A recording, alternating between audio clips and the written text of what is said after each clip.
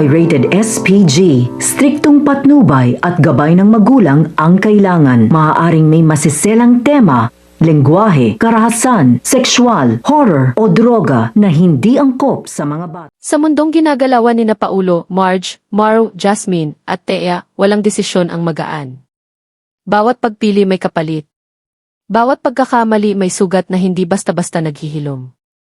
At habang umiikot ang kanilang mga buhay sa gitna ng negosyo, kapangyarihan at personal na laban, unti-unti ring nagbabago ang samahan ng mga taong dati magkakampi. Sa loob ng Tor Campo Realties, kung saan nakataya ang reputasyon, impluwensya, at kapangyarihan, nararamdaman ni Paulo ang isang bagay na matagal na niyang hindi nararanasan, pangamba. May bagong kakompetensya na dahan-dahang lumilitaw.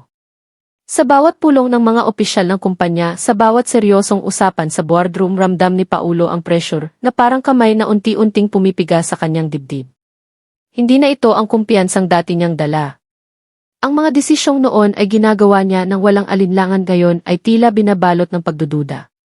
Ang dating matatag na paninindigan ni Paulo ay nagsisimulang manginig. Ngunit kung may mas mabigat mang dinadala si Paulo, hindi iyon ang negosyo. Mas mabigat ang dala ng kanyang puso. Ang relasyon nila ni Marge ay unti-unti nang nagiging malamig, magulo at puno ng hindi masabing galit. Sa tuwing nagkakaharap sila, wala na ang dating lambing sa kanilang mga titig. Ang mga mata ni Marge ay puno ng sama ng loob. Ang mga mata naman ni Paulo may halong galit at pagkadismaya. Sa isip ni Paulo, malinaw ang kanyang paniniwala. Kung nakinig lamang si Marge sa kanya noon, kung hindi siya sumuway, hindi sana sila hahantong sa ganitong kalagayan. Para kay Paulo, ang mga desisyon ni Marge ang nagbukas ng pintuan sa lahat ng problema ngayon ay kinakaharap nila. Ngunit para kay Marge, hindi ganoon kasimple ang lahat. Sa kaibuturan ng kanyang puso, matagal na siyang may nararamdamang katahimikan na masakit. Pakiramdam niya matagal na siyang hindi naririnig ni Paulo. Maraming beses na niyang sinubukang magsalita. Maraming pagkakataon na nais niyang ipaliwanag ang kanyang panig. Ngunit sa bawat pagsubok niyang magsalita, tila agad siyang pinapatahimik ni Paulo. Sa bawat pagtatalo nila, nararamdaman ni Marge na parang unti-unti siyang nawawala sa mundong dati nilang pinagsaluhan.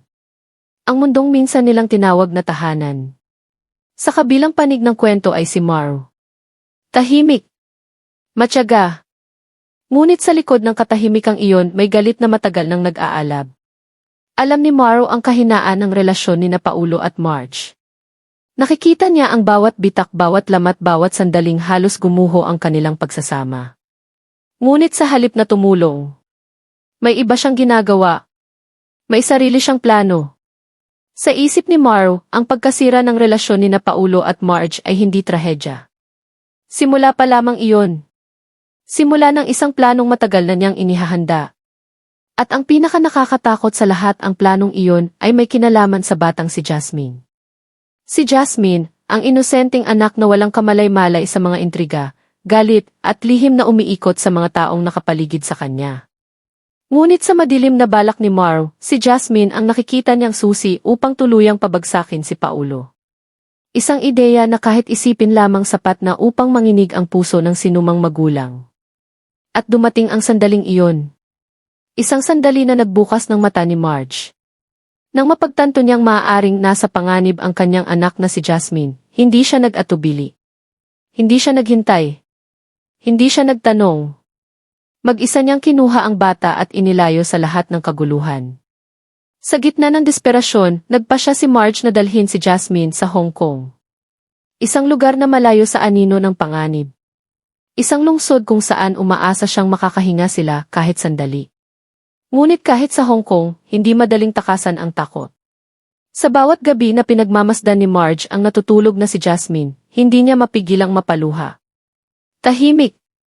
Mahina. Halos hindi marinig. Sa kanyang puso, iisa ang tanong na paulit-ulit na bumabalik. Tama ba ang ginawa niyang paglayo kay Paulo? O lalo lamang ba niyang pinalala ang lahat?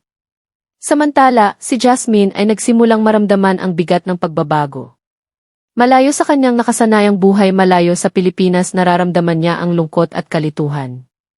Kahit bata pa siya, napapansin niya ang pagod sa mukha ng kanyang ina. Ang tahimik na takot sa mga mata ni Marge. Sa bawat pagkakataon na tinatanong ni Jasmine kung kailan sila babalik sa Pilipinas, may kirot na dumaraan sa puso ni Marge.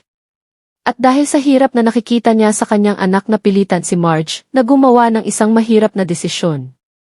Ang bumalik. Bumalik sa Pilipinas. Hindi iyon madaling hakbang. Dahil alam ni Marge na sa pagbabalik na iyon haharapin niya muli ang mga taong pinagtataguan niya. Lalo na si Paulo.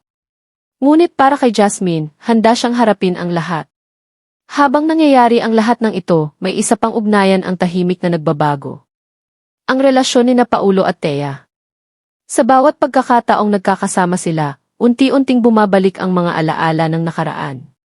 Mga alaala na matagal nang sinubukang kalimutan ni Paulo. Si Thea ang isa sa iilang taong tila nakakaunawa sa kanya, lalo na sa panahong pakiramdam niya ay laban sa kanya ang buong mundo.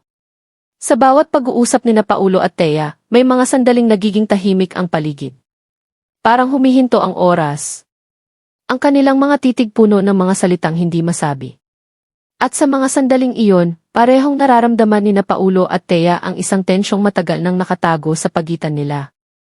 Isang tensyon na maaaring magbukas muli ng damdaming akala nila ay tuluyan ng naglaho. Ngunit habang lumalalim ang tensyon na iyon, lalo namang nagiging komplikado ang lahat.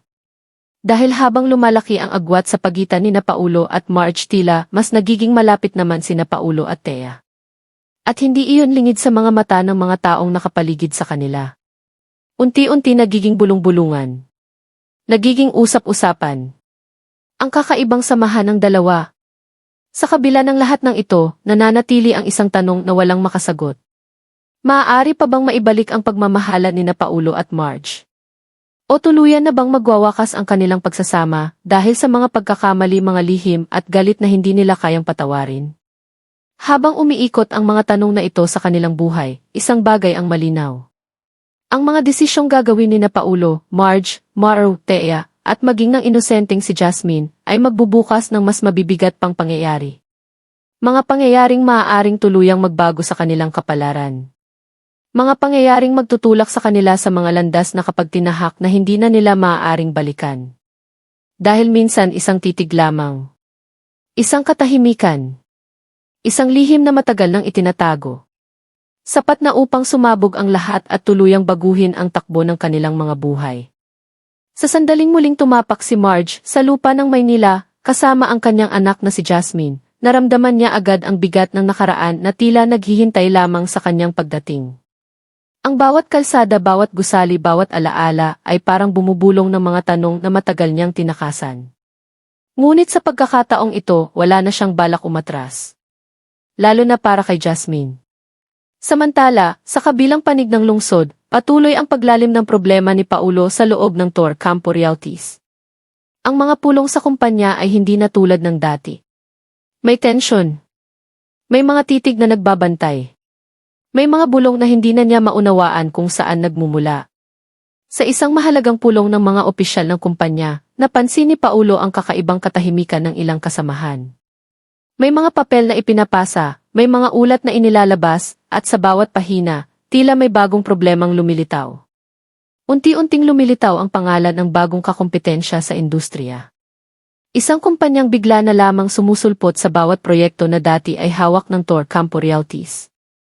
At sa likod ng kumpanyang iyon may isang pangalang hindi inaasahan ni Paulo.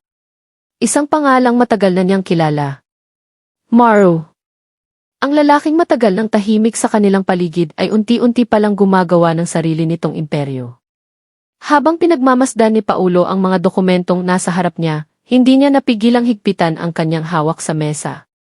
Sa loob-loob niya, nagsimulang magsanib ang dalawang bagay, galit at pangamba. Habang nangyayari ang lahat ng ito, patuloy namang gumagawa ng sariling hakbang si Mauro. Sa isang pribadong opisina na halos walang nakakakilala, nakaupo siya sa dilim habang pinagmamasdan ang mga larawan ni Paulo, Marge, at Jasmine na nakalatag sa kanyang mesa. Isang malamig na ngiti ang unti-unting sumilay sa kanyang mga labi. Para kay Mauro, ang pagbabalik ni Marge sa Pilipinas ay hindi aksidente. Ito ay pagkakataon. Isang pagkakataon na tuluyang igupo si Paulo, hindi lamang sa negosyo, kundi pati sa kanyang personal na buhay. Ngunit ang hindi inaasahan ni Mauro ay ang biglaang paglitaw ng isang taong maaaring makasira sa kanyang plano.